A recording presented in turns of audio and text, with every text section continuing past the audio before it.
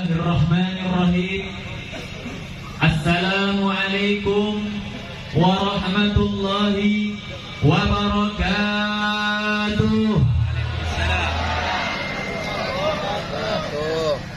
Alhamdulillah, alhamdulillahil qawi sultanuh, al-wadihil burhanuh, al-mabsud fil wujud karamuhu wa ihsanuh. Allahumma salli wa sallim wa karrim ala sayyidina Muhammadin al-Mukhtar wa alihi al-adhar wa ashabihi al-akhyar adada ni'amillahi wa ifdalih, wa khususan ad-du'a bil fatah li sayyidina imamina al-akbar al-habib Muhammad Rizik Shihab wa alihi al-mutahhar, wa kadzalika aidan khususan ad-du'a bil fatah li asadil minbar al-habib Muhammad Bahar, amma ba'd. Yang saya cintai dan yang saya muliakan, wabil khusus kepada sahibul bait Kaisar Priadi, dan juga wabil khusus kepada seluruh panitia, seluruh para habaib al-habib Muhammad al-Attas, dan juga Habib Basim al-Habsyi, dan juga Habib Abdurrahman as-Segaf. Kita doakan semuanya, semoga Allah panjangkan umurnya, semoga Allah perbanyak rezekinya, semoga Allah teguhkan perjuangannya, Allah menangkan perjuangannya. Amin, amin ya rabbal alamin. Hadirin hadirat yang dirahmati oleh Allah subhanahu wa ta'ala, sebagaimana yang telah sama-sama kita ketahui, bahwasanya berkumpulnya kita pada malam yang mulia ini adalah semata-mata untuk memperingati Maulid Agung Baginda Nabi besar Muhammad sallallahu alaihi wasallam. Dan juga semenjak acara ini dimulai, kita telah sama-sama membacakan rawi Maulid yang tidak lain tidak bukan adalah perisi daripada sejarah perjuangan Baginda Nabi besar Muhammad sallallahu alaihi wasallam, atau dikenal juga dengan nama Siratun Nabawiyah. Hadirin hadirat yang dirahmati oleh Allah subhanahu wa ta'ala, Al-Imam Ibn Hazm Al-Zahiri, beliau pernah berkata di dalam kitabnya Al-Fasl fil Milal wal Ahwa'i wal Nihal, mengenai keutamaan untuk mempelajari sejarah perjuangan Baginda Nabi besar Muhammad sallallahu alaihi wasallam. Beliau berkata, inna siratahu sallallahu alaihi wasallam liman tadabbaraha takatadi tasdiqahu daruratan wa tashhadu bi annahu rasulullah haqqan falau lam yakun lin nabi sallallahu alaihi wasallam mu'jizatun siwa siratihi lakafa biha min mu'jizatin.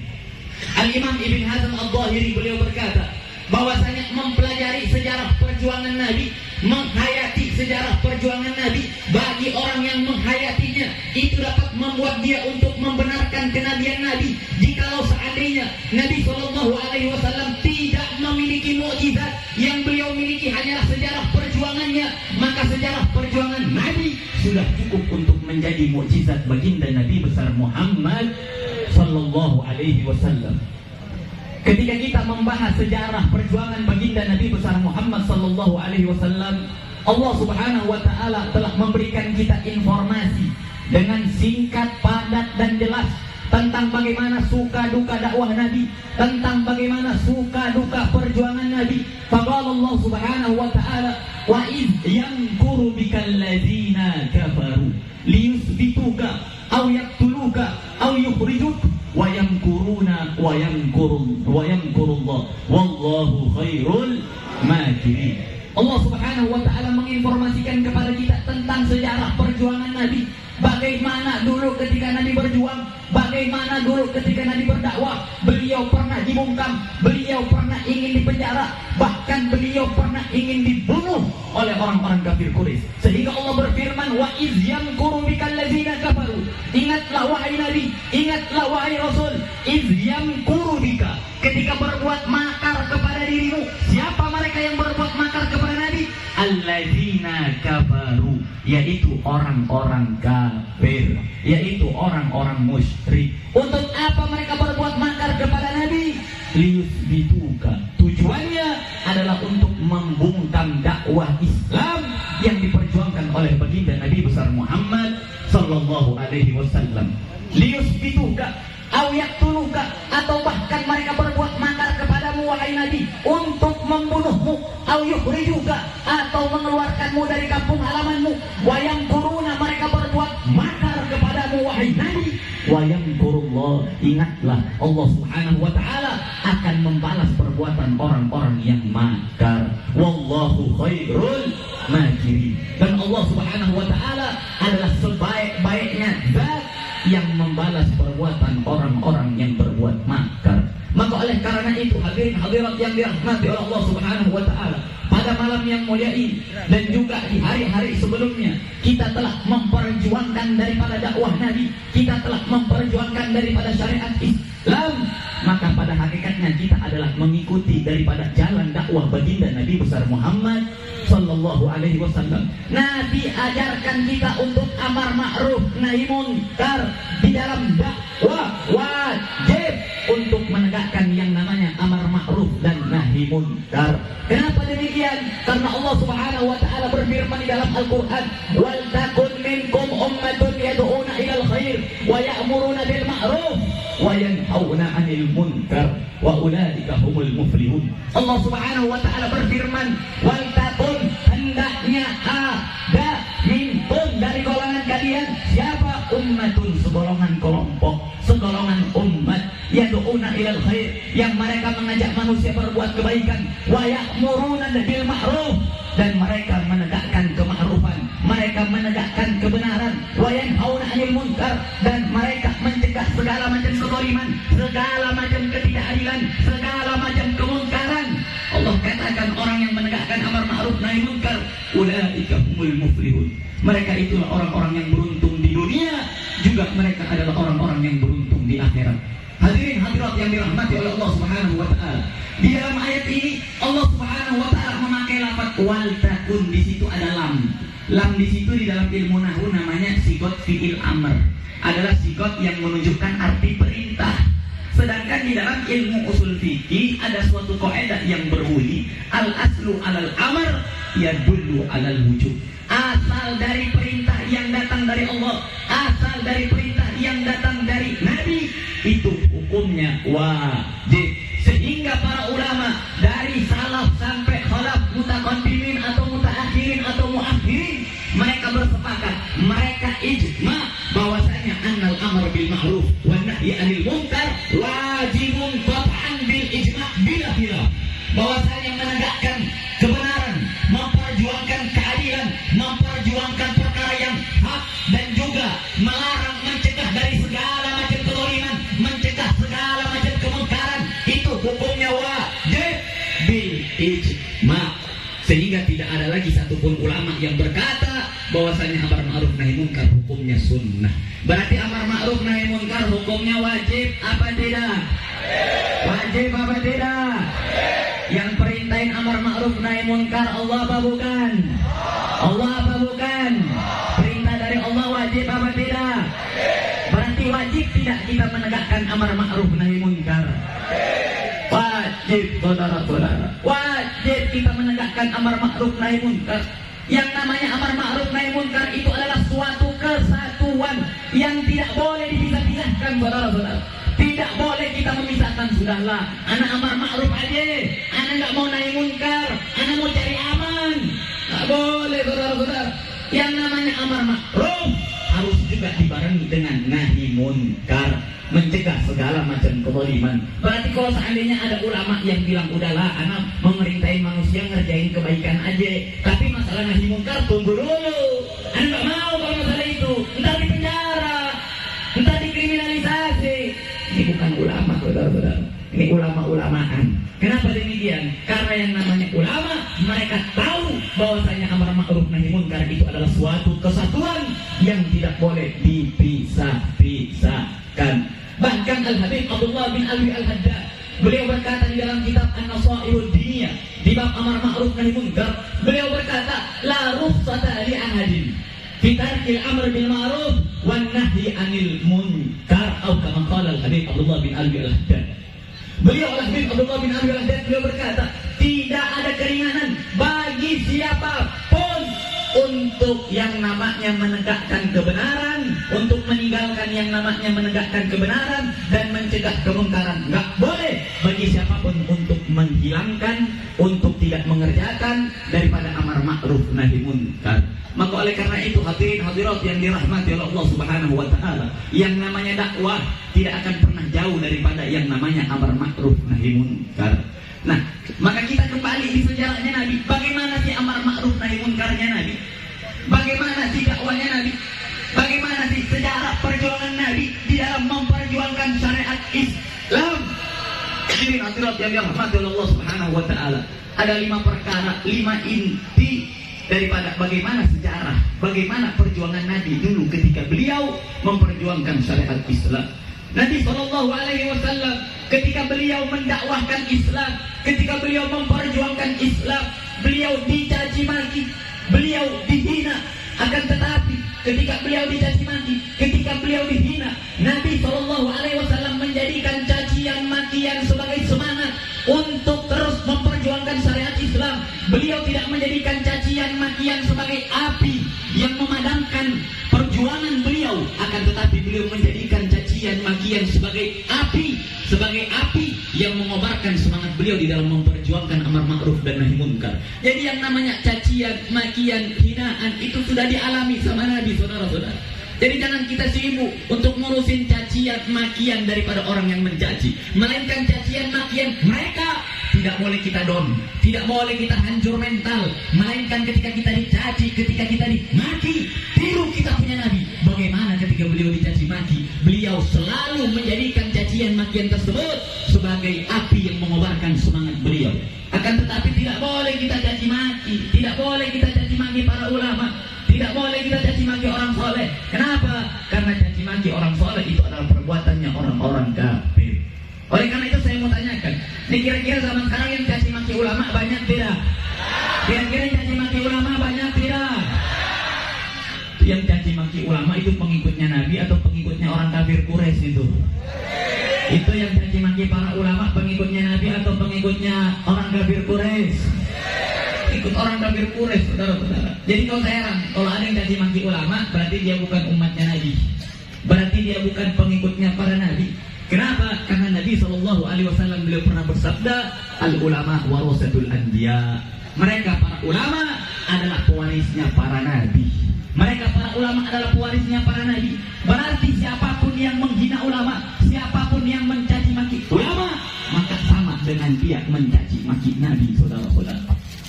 Kemudian perjuangan dakwah beliau, begitu orang kafir Quraisy melihat Nabi dicaci maki, justru Nabi semakin semangat di dalam berdakwah. Akhirnya mereka mencari cara baru untuk membungkam dakwah Nabi.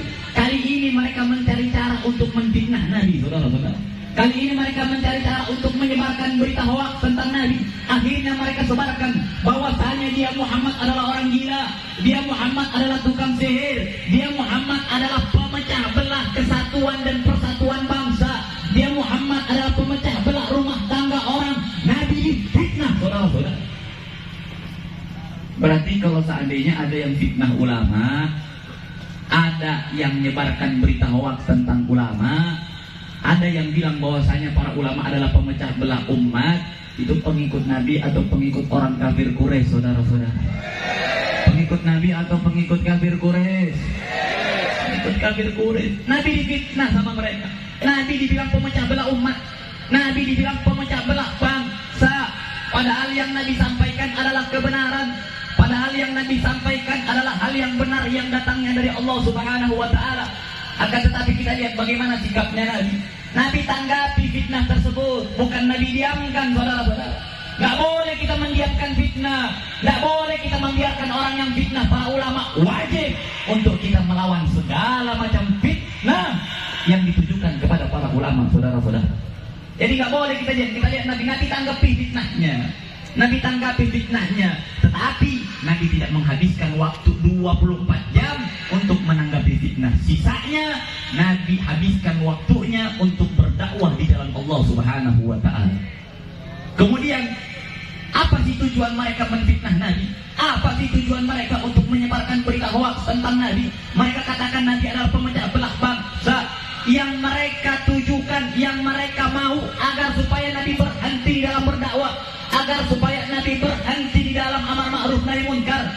supaya Nabi berhenti di dalam menyampaikan kebenaran. Itu yang mereka mau, saudara-saudara. Akan tetapi kita lihat bagaimana sikapnya Nabi. Apakah Nabi berhenti? Nabi tidak berhenti, saudara-saudara. Nabi tidak berhenti. Justru fitnahan, justru hinaan. Nabi semakin semangat di dalam berdakwah. Bahkan ada aja orang yang tiap hari masuk Islam. Islam semakin berkembang, Islam semakin maju, Islam semakin banyak umatnya. Ketika cara fitnah gagal, maka mereka cari cara ketiga, saudara-saudara. Apa itu? Mereka kriminalisasi Nabi. Tapi mereka tidak berani kriminalisasi Nabi secara langsung, melainkan mereka kriminalisasi sahabat-sahabatnya Nabi. Mereka nggak berani main fisik sama Nabi ketika itu. Kenapa? Karena ketika itu Nabi dibela sama Bani Hashim, sama Bani Muthalib. Nabi punya kekuatan dari segi kabilah, sehingga mereka orang-orang kafir Quraisy, mereka tidak berani menteror jasadnya Nabi secara langsung. Akan tetapi yang mereka teror adalah sahabat-sahabatnya Nabi. Karena mereka tahu betapa cintanya Nabi sama para sahabat, betapa cintanya Nabi sama pengikut-pengikutnya, betapa cintanya Nabi sama umatnya, yang mereka harapkan jikalau mereka hancurkan sahabat-sahabatnya, mereka kriminalisasi, mereka siksa sahabat-sahabatnya, akhirnya Nabi bisa berhenti di dalam berdakwah. Jangankan perempuan, seandainya kalian ambil itu matahari, kalian letakkan di sebelah kananku, kalian ambil itu bulan, kalian letakkan di sebelah kiriku untuk meninggalkan dakwah Islam, maka demi Allah, aku tidak akan pernah meninggalkan dakwah Islam walaupun sekejap mata, kata Nabi SAW. Kira-kira zaman sekarang yang nyogok-nyogok kayak model orang kafir Quraisy banyak tidak? Yang nyogok-nyogok model kafir Quraisy banyak tidak? Banyak. Ikuti Nabi. Bagaimana Nabi ketika diajak negosiasi? Nabi lebih memilih dakwah, lebih memilih Islam. Jangan kayak kerupuk, kena air layu, kena ansop, kena amplop. Halal, haram hukumnya jadi halal, katanya. Kata Habib Rizik, imanuhum fi amplofihim. Imannya tergantung berada di amplopnya. Jadi saudara-saudara yang dirahmati Allah Subhanahu wa ta'ala, ternyata kondisi dakwah yang terjadi di zaman ini itu telah dilalui oleh Nabi. Itu tergantung kita sekarang. Kita harus terus memperjuangkan syariat Islam sebagaimana yang diperjuangkan oleh Nabi. Nasrun minallahi qarib. Pertolongan dari Allah telah dekat. Fathun minallahi qarib. Kemenangan dari Allah telah dekat. Dengan satu syarat, jangan pernah tinggalkan perjuangan Islam. Walaupun kita harus mati, walaupun kita harus dibunuh, walaupun kita harus dikriminalisasi, walaupun kita diancam, jangan pernah kita meninggalkan daripada memperjuangkan syariat Islam.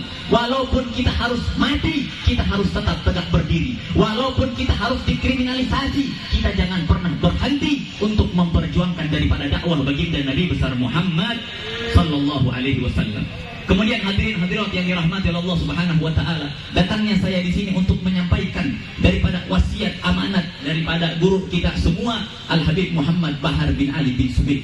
Beliau begitu cintanya beliau kepada orang-orang Madura, begitu cintanya beliau kepada laskar-laskar yang berada di Madura, sehingga yang paling pertama beliau wasiatkan adalah untuk memperjuangkan dakwah di tanah Madura, saudara-saudara.